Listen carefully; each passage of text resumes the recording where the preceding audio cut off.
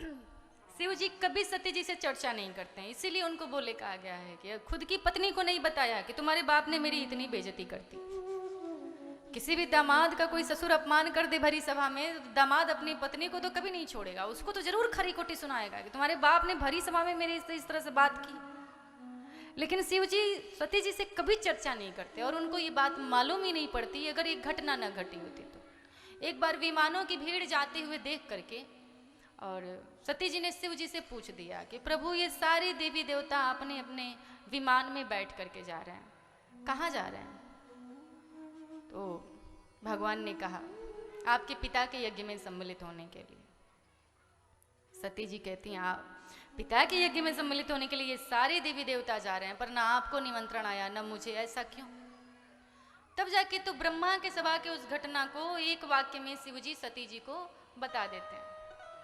बताते भी हैं तो कितने मर्यादित तरीके से, ये नहीं कहते कि आपके पिता ने हमारा अपमान कर दिया। वे कहते हैं कहा कि ब्रह्मा की सभा में एक बार आपके पिता हमसे दुखी हो गए थे, इसीलिए लगता है कि वे अब भी हमारा अपमान करते हैं। और अगला वाक्य उन्होंने जोड़ दिया हमरे बयर तुम्हों बिसराई, हमारे प्रति क्षुब्ध होने के कारण लगता है उन्होंने आपको भी भुला दिया है। सती जी आग्रह करने लगती हैं नहीं स्वामी मेरा मन है जाने का, मैं तो जाऊंगी। शिव जी मना करने लगे आपका जाना उचित नहीं है। ये बात बिल्कुल सत्य है कि माता पिता गुरु और मित्र इनके घर बिना बुलाए भी जाना चाहिए, लेकिन उसके घर कदापि नहीं जाना चाहिए जहाँ जाने पर आप अपमानित हो जाएं, जहाँ जाने पर आपका सम्मान न रहे, वहाँ किसी भी मनुष्य को कभी भी नहीं जाना चाहिए। अगर आप जानते हैं कि आप कहीं पहुँचने वाले हैं और आपको मालूम है कि जिसके वहाँ जा रहे हैं उसकी भावना आपके प्रति अच्छी नहीं है, तो वहाँ नहीं जाना चाहिए। शिव जी बहुत समझाते हैं लेकिन सती जी नहीं मानती। जब नहीं मानी तो शिव जी ने अपने कुछ गणों को साथ लगा करके भेज दिया। सती जी जब पहुंचती हैं अपने पिता के यज्ञ में तो वहां उन्होंने देखा कि यज्ञ में सारे देवी देवताओं का भाग है, सिर्फ भगवान शिव का भाग नहीं था उस यज्ञ में। बड़ी ही ग्लानि हुई उनको, मन ही मन बड़ी दुखी हुई। अपने पिता को भी उन्होंने बड़ा भला बुरा कहा।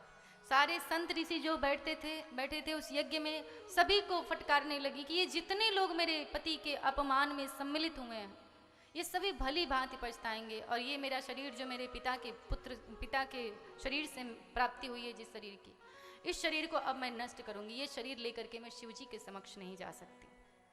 अपने पति का इतना अपमान देखने के बाद मैं पति के समक्ष नहीं जा पाऊंगी, और यदि मेरी सच्ची और अटल प्रीति है भगवान शिव के चरणों में तो हे प्रभु मेरा पुनः यदि जन्म होता है तो फिर से मैं भगवान शिव की ही पत्नी बनूं। ऐसा कह करके और दक्ष के यज्ञ में कूद गई सती जी। पूरे यज्ञ में हाहाकार मच गया। भगवान शिव के जो गण आए थे वो पूरे यज्ञ का विध्वंस करने लगे, सब कुछ उठा करके इधर से उधर फेंकने लगे। शिव जी को जब पता चला तो उन्होंने वीरभद्र को भेज दिया। वीरभद्र ने दक्ष का सर काट दिया।